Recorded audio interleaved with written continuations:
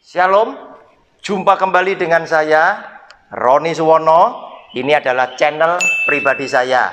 Sahabat yang saya kasih, Anda yang suka menonton video saya, jangan lupa like setiap kali menonton. Bagikan juga kepada sahabat-sahabat yang Anda cintai, agar semua sahabat-sahabat kita mendapat berkat yang sama. Beri komen yang sopan, komen yang membangun, dan tekan tombol loncengnya agar setiap Anda yang sudah menekan tombol loncengnya tidak pernah ketinggalan dari setiap video baru yang saya tayangkan lewat channel pribadi ini. Selamat menikmati. Shalom.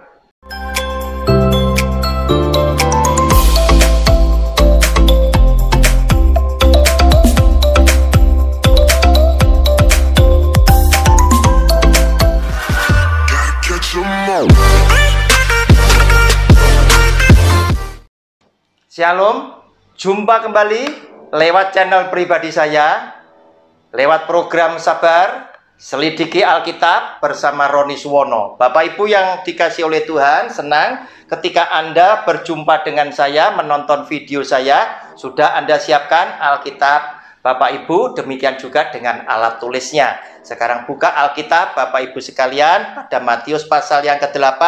Saya mau bacakan mulai ayat 5 hingga ayatnya yang ke-13. Judul kecil yang hari ini kita akan cermati adalah iman sebesar ini tidak pernah kujumpai.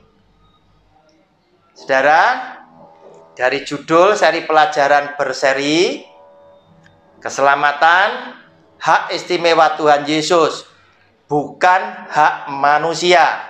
Saudara, di luar sana, di luar orang Kristen dan orang Katolik, ternyata ada banyak orang-orang hebat yang kita bisa dibuat kagum oleh segala sikap dan tindakan mereka. Bahkan Yesus yang adalah Tuhan pun bisa kagum atas perbuatan mereka. Dan iman sebesar itu, Tuhan Yesus katakan, tidak ada di antara bangsa Israel sekalipun. Iman sebesar itu tidak pernah kujumpai di tengah-tengah orang Kristen dan Katolik sekalipun. Analoginya seperti itu. Nah, saudara, mari kita saksikan Matius pasal 8 ayat 5 sampai dengan ayat yang ke-13. Judulnya, Yesus menyembuhkan hamba seorang perwira di Kapernaum. Ketika Yesus masuk ke Kapernaum, datanglah seorang perwira mendapatkan dia dan memohon kepadanya, "Tuan, hambaku terbaring di rumah karena sakit lumpuh dan ia sangat menderita." Perwira ini punya hamba. Hamba yang dekat sama dia ini tadi sakit. Hambanya lumpuh dan terbaring di rumahnya. Yesus berkata kepadanya, "Aku akan datang menyembuhkannya." Tetapi jawab perwira itu kepadanya, "Tuan, aku tidak layak menerima Tuan di dalam rumahku. Katakan saja sepatah kata, maka hambaku itu akan sembuh. Sebab aku sendiri seorang bawahan, dan di bawahku ada pula prajurit. Jika aku berkata kepada salah seorang prajurit itu, 'Pergi,' maka ia pergi. Dan kepada seorang lagi, 'Datang,' maka ia datang. Ataupun kepada hambaku, 'Kerjakanlah ini,' maka ia mengerjakannya." Setelah Yesus mendengar hal itu, heranlah ia dan berkata kepada mereka yang mengikutinya, "Aku berkata kepadamu, sesungguhnya iman sebesar ini tidak pernah aku jumpai pada seorang pun di antara orang Israel. Aku berkata kepadamu, banyak orang akan datang dari timur dan barat dan duduk makan bersama-sama dengan Abraham, Ishak, dan Yakub di dalam kerajaan sorga. Sedangkan anak-anak kerajaan itu akan dicampakkan ke dalam kegelapan yang paling gelap. Di sanalah akan terdapat ratap dan kertak gigi. Lalu Yesus berkata kepada perwira itu, pulanglah dan jadilah kepadamu seperti yang engkau percaya. Maka pada saat itu juga sembuhlah hambanya. Saudara yang dikasihi oleh Tuhan, ketika Tuhan Yesus datang di Kapernaum, mendadak datanglah seorang perwira yang memohon belas kasihan Tuhan. Pastilah dia mendengar sehingga dia datang kepada Tuhan Yesus, bahwa Yesus yang adalah Tuhan mampu menyembuhkan segala macam sakit penyakit. Dia datang dengan tujuan minta tolong supaya hambanya perwira ini yang lumpuh, yang tinggal di rumahnya, yang sangat menderita itu boleh disembuhkan oleh Tuhan Yesus. Dia datang bukan untuk menjadi pengikutnya, bukan. Siapa perwira itu? Pastilah di zaman Tuhan Yesus hidup di tengah-tengah para muridnya, pastilah perwira ini adalah orang Romawi. Orang Romawi, bangsa Romawi yang nantinya akan menyalibkan Tuhan Yesus di atas kayu salib. Dia datang tujuannya satu, agar hambanya yang sakit itu disembuhkan, bukan untuk menjadi pengikut, tidak. Nah saudara, dia memohon belas kasihan kepada Tuhan Yesus, sekaligus Tuhan Yesus memberikan respon yang luar biasa. Dan dia berkata di dalam ayat yang ke-7, Yesus berkata kepadanya, aku akan datang menyembuhkannya. Adalah respon yang luar biasa yang diberikan oleh Kristus kepada orang yang butuh pertolongan. Oleh karena Tuhan Yesus adalah Allah yang menunjukkan belas kasihan yang melimpah kepada setiap umat ciptaannya.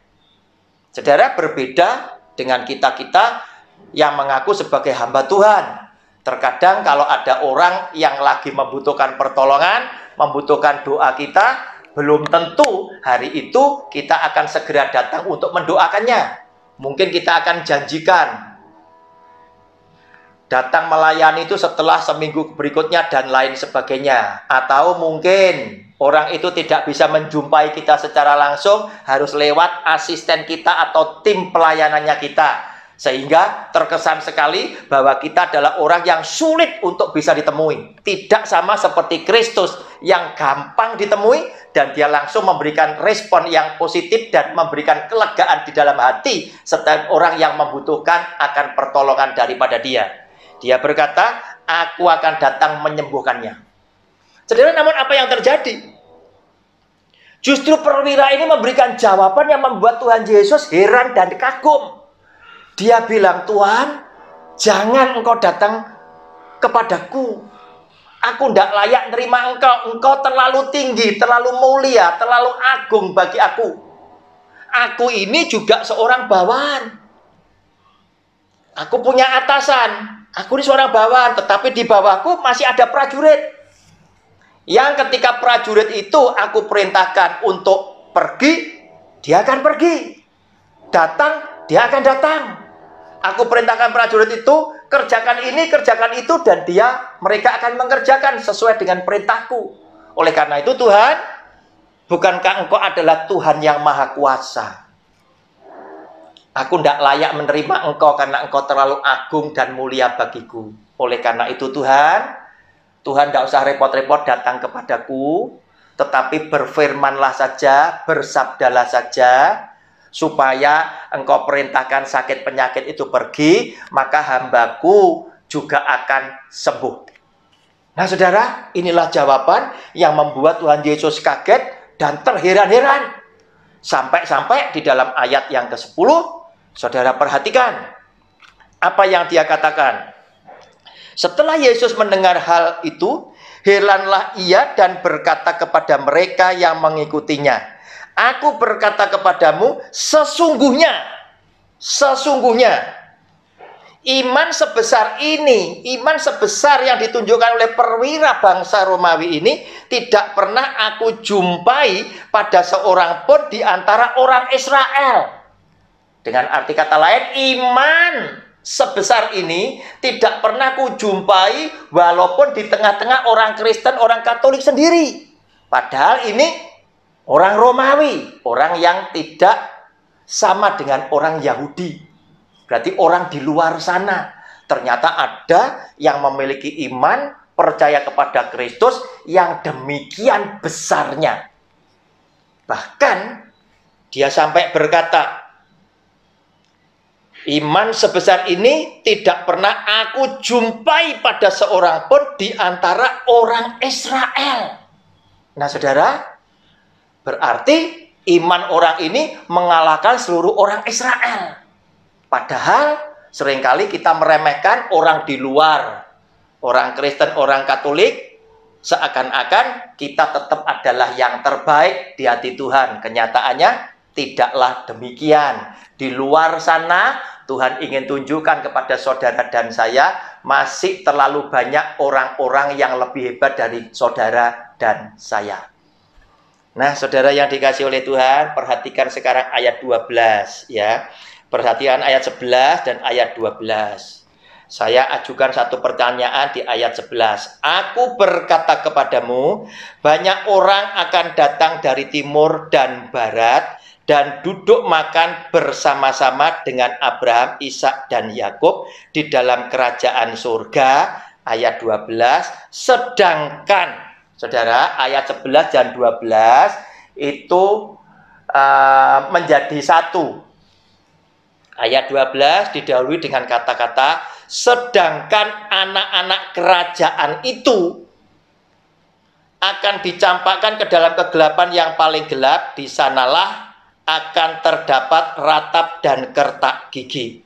Saudara, pertanyaannya, siapa orang dari timur dan dari barat yang duduk makan bersama dengan Abraham, Ishak dan Yakub di dalam kerajaan surga?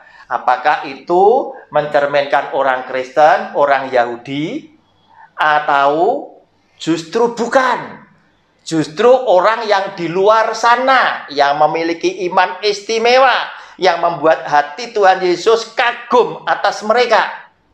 Kenapa saya katakan seperti ini? Karena di dalam ayat yang ke-12 didahului dengan kata-kata, sedangkan anak-anak kerajaan itu akan dicampakkan ke dalam kegelapan yang paling gelap, di sanalah akan terdapat ratap dan kertak gigi. Siapakah anak-anak kerajaan itu? Bukankah anak-anak kerajaan itu justru orang-orang yang klaim dirinya sebagai umat pilihan, tetapi yang tidak melakukan perbuatan yang mengagumkan buat Kristus? Hanya bisanya klaim, aku sudah diselamatkan, sekali aku diberi anugerah keselamatan, aku tetap selamat, tetapi tidak lakukan apa-apa. Nah, saudara yang dikasihi oleh Tuhan, lewat contoh yang diberikan, lewat peristiwa yang diberikan dalam Alkitab ini, bukan sekedar perumpamaan, tetapi ini adalah peristiwa yang sungguh-sungguh terjadi. Tuhan Yesus ingin sampaikan kepada saudara dan saya pesannya, bahwa ternyata di luar bangsa Yahudi, di luar orang Kristen, masih terlalu banyak orang yang baik, orang yang benar perbuatannya, yang imannya lebih mengagumkan daripada saudara dan saya. Oleh karena itu, jangan pandang sebelah mata bangsa-bangsa yang lain. Hargailah sesamamu manusia seperti dirimu sendiri. Jangan menghakimi orang yang lain, karena Alkitab berkata, siapakah engkau?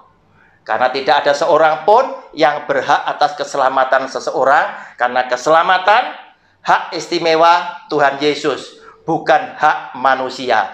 Shalom, Tuhan Yesus memberkati. Amin.